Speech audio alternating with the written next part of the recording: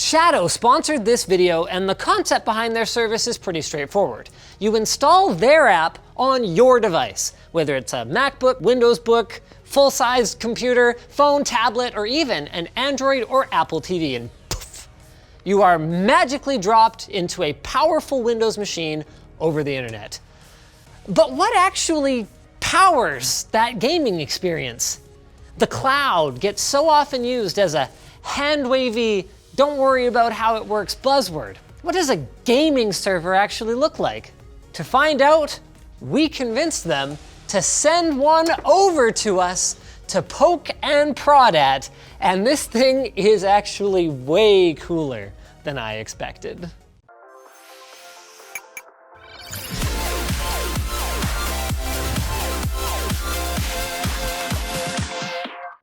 Using low latency hardware encoding, a Shadow cloud gaming server can run at up to 4K 60 FPS over the internet, and it'll forward inputs from controllers, keyboards, mice, and even other USB peripherals, making it useful for gaming, design, video editing, or just about anything else you can imagine. But of course, the ability to run those applications is only meaningful if you've got enough horses to really use them.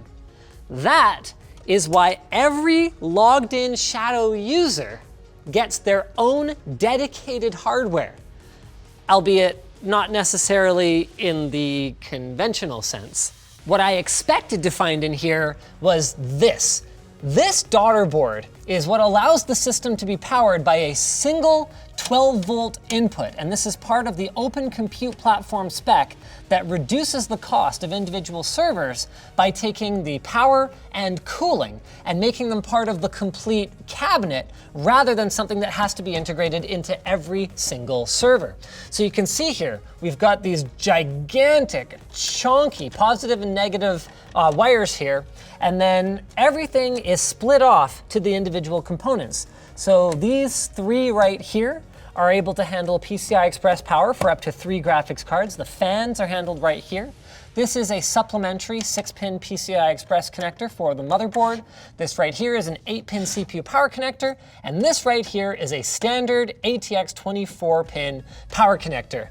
That is what I was not expecting to find inside this chassis. I was actually expecting this motherboard to use some kind of just 12-volt only power input or something along those lines. But because this is just a standard Gigabyte ATX motherboard, we can take off this cooler, put something else on it, and here we go, plug in our own power supply and game on this thing right here and right now. Now, when I said that every subscriber gets their own dedicated hardware, I didn't necessarily mean that all of it would be dedicated.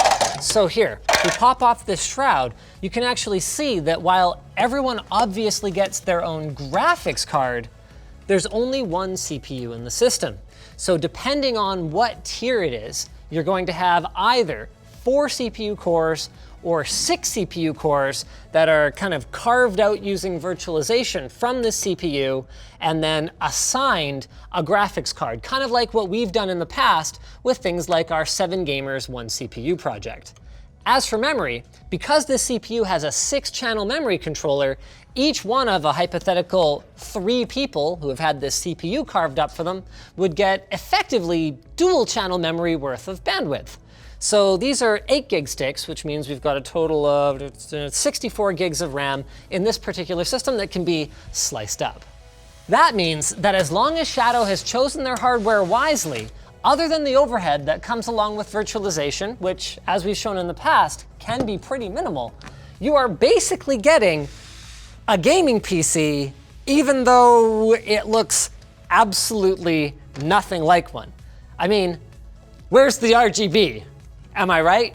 So let's go ahead and hook this puppy up, shall we? We have a small benchtop variable voltage power supply in the workshop, but it is not even close to what we would need to run this entire machine off of this.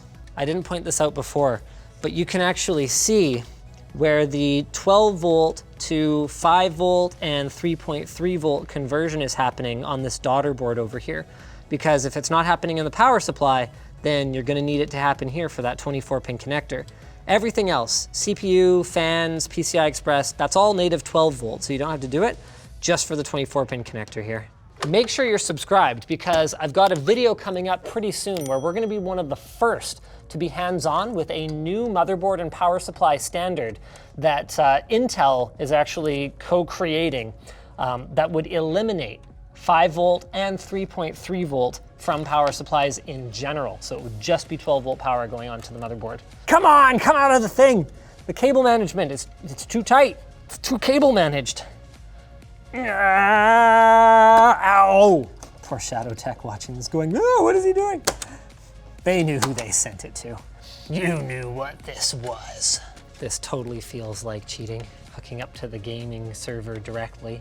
There's got to be a 10 gig card over here with SFP Plus connectors, but we don't have those just like randomly throughout our office.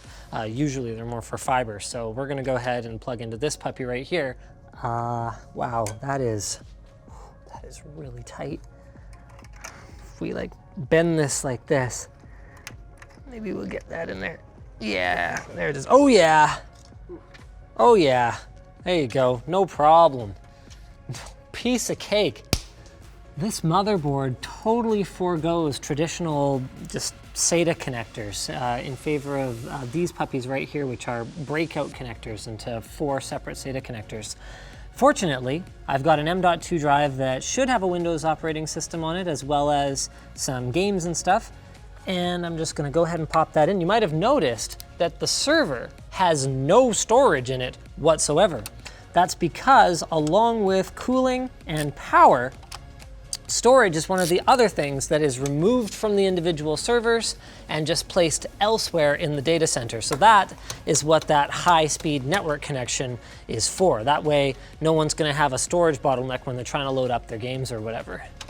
Let's see if it just fires up when we give it power. Oh, power supply did, nothing else. It doesn't make any noise because all the fans are powered by the daughter board, which is not powered. So, I lied. We're gonna need a blow-ematron after all. Here we go, boys. Whoa! I was trying to take off there. Is that supposed to happen? I'm gonna go get a different one. That could, yeah, not kill, but definitely maim. Oh, disgusting! Oh! Yeah, this is less fun, but it's definitely safer. Yeah, I think I plugged into the secondary card, which is not what I wanted to do. Okay, hopefully that's all right.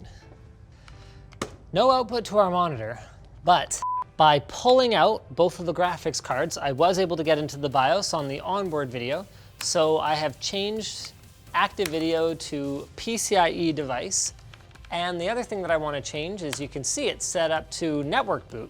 That would normally make sense because the storage should be elsewhere in the data center. I'm gonna set it to my Sabrent M.2 drive and hopefully save and exit. Show me the image. LTTstore.com. Need some water. Gotta replace all the sweat. Hello? Ah, there you are. Yes, good job. Fun fact, apparently Shadow added 240 Hertz support. They haven't completely rolled it out, but if you manually select it, it should work at 1080p. Of course, this is just running locally over DisplayPort cable, so there's no special magic right now. There we go, over 100 frames per second, Shadow the Tomb Raider with a server CPU and a workstation graphics card. Not too shabby.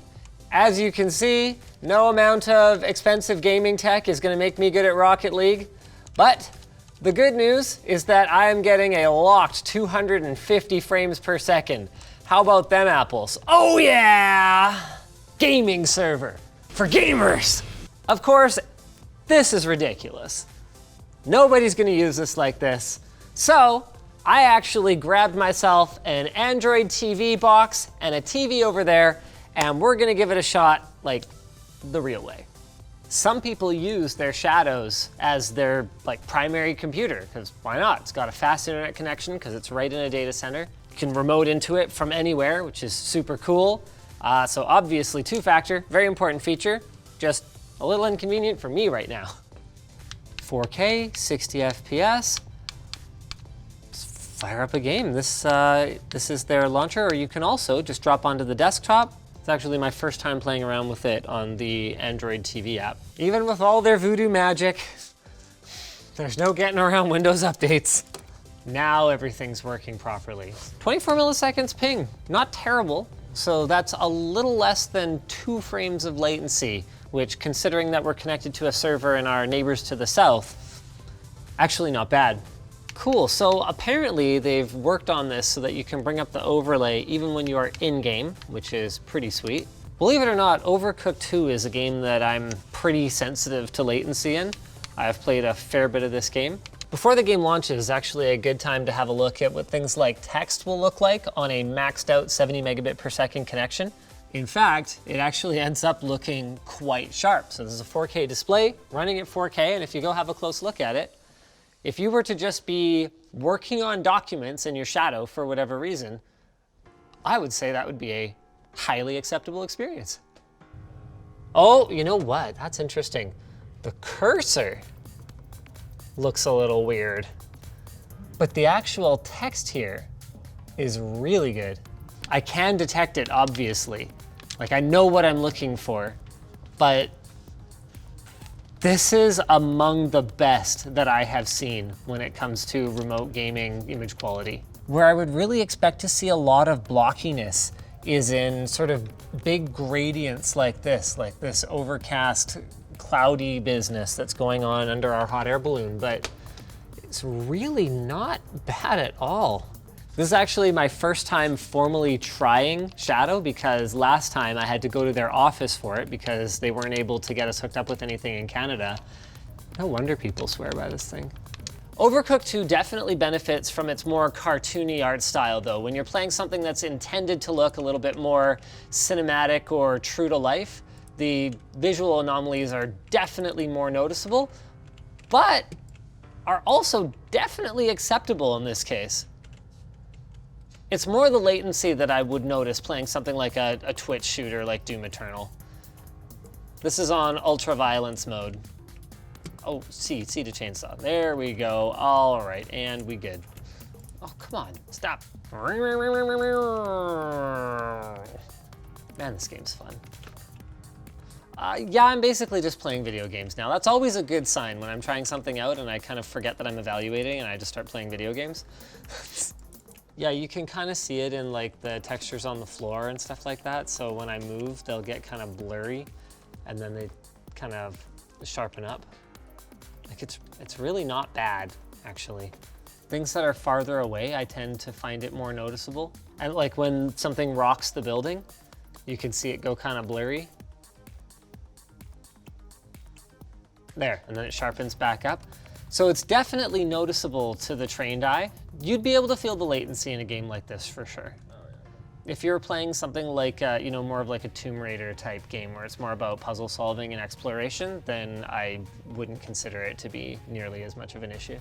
Bottom line then, Shadow's value proposition is pretty unique. Even at their highest tier, which is $40 a month, for the hardware that they're gonna bake into that tier, it would take anywhere from 3 to 5 years just to buy that graphics card if you were paying $40 a month. So the value is pretty good as long as you're willing to deal with remote access.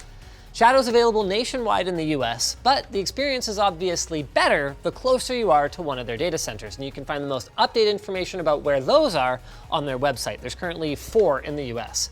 The most important call to action today is if this looks interesting to you, move fast, because the last time we did a video about Shadow, we caused a months-long backlog on new account activations.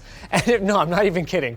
And if you want an Ultra or Infinite tier account, once those become available, you will need to already have a standard Boost tier account. They're constantly improving the service. That overlay is absolutely awesome. That USB pass-through stuff is crazy. They're even working on a couple of really big things for the future. So one of them is mouse and keyboard gaming support. That's going to be coming with iOS 14, as well as VR support, although it remains to be seen exactly how well that would work with the extra latency. Either way, it's worth keeping an eye on these guys because they are doing some really cool stuff. Thanks for watching, and thanks again to Shadow for sponsoring this video. and sending over this server. This was actually pretty fun. I've never seen an Open Compute project server before. It's nice to get hands-on.